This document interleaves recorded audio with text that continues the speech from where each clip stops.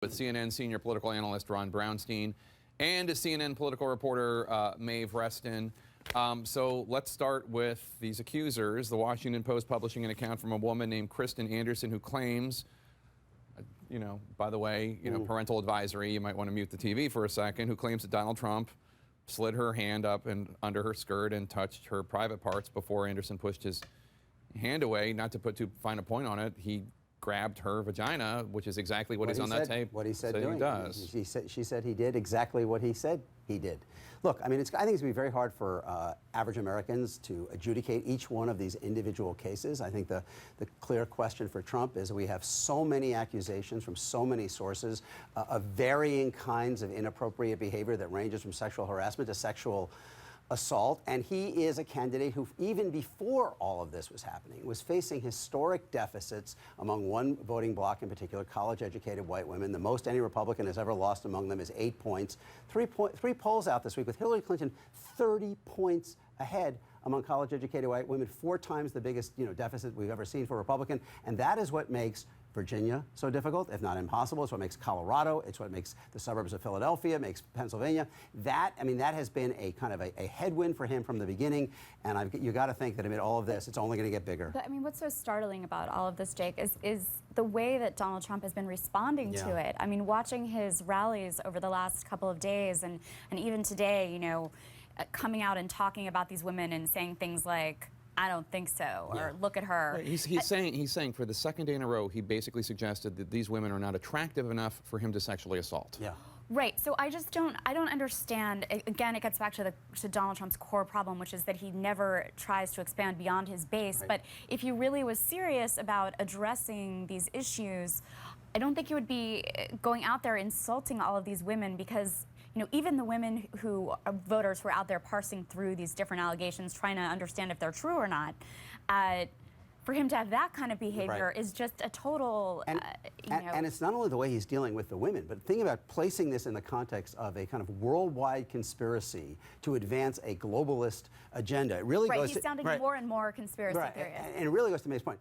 Donald Trump, as we talked about before, is at risk of being the first Republican nominee ever to lose among college-educated white voters, a group that usually votes Republican. Even Lyndon Johnson did not win most college-educated white voters. Landslide Lyndon, right? And so now, I mean, when you listen to this rhetoric, it's pretty clear that Donald Trump does not have, their campaign is not putting a lot of emphasis on trying to convert what we consider the existing electorate, those kind of swing voters, suburban swing voters. So much of what he is doing seems to be betting that there is, in fact, this hidden army of culturally conservative, blue-collar, alienated voters who are going to come out if he goes as far, turns it up to 11 on basically his attacks on the Clintons, his attacks on the media, his attacks on the political system, and kind of this kind of conspiracy theory. Everything he is doing puts it full Breitbart. Right, full Breitbart. Puts at further risk the already weak position he has in places like the suburbs of Charlotte and the suburbs of Philadelphia and the suburbs of Denver. Who's around him, Maeve? Who has the ability to tell him, stop suggesting that you would never sexually assault this woman because she's not attractive enough for you. Stop even bringing this up. Talk about trade. Talk about issues. I mean, I think, clearly Donald Trump does have some skilled people around him. Kellyanne Conway was a very well-respected pollster and has talked to him about, adjusting his tone. I just don't think he's demonstrated the entire time that he wants to listen to what anyone has to tell him. We had all those stories earlier this year about interventions by his children. Ivanka Trump is now back out on the trail. You have to imagine that people are having these conversations with him, and he's saying, I'm going to do what I want. And he goes out there and throws the red meat. Ron, you're a numbers guy. You study this data better than anybody I know. And I guess here's the question. Is there a chance he's right? Is there a chance that that alienating minority voters, alienating college-educated white women and some college-educated white men, that ultimately there will be, that you see in the size of his crowds, that actually he will win just by winning northern Wisconsin, winning the middle Pennsylvania? Right. Oh, that is the question, right? There are millions of people who don't vote, right? Lots of people in every demographic category who are eligible to vote don't vote. And so there are tens of millions of non-college white voters who, by the polls, would suggest are sympathetic to this message, who don't vote. If he can disproportionately turn those out relative to everyone else, then then maybe that theory works. The problem is he doesn't have a secret earpiece, right? He can't just talk to the people he wants to talk to.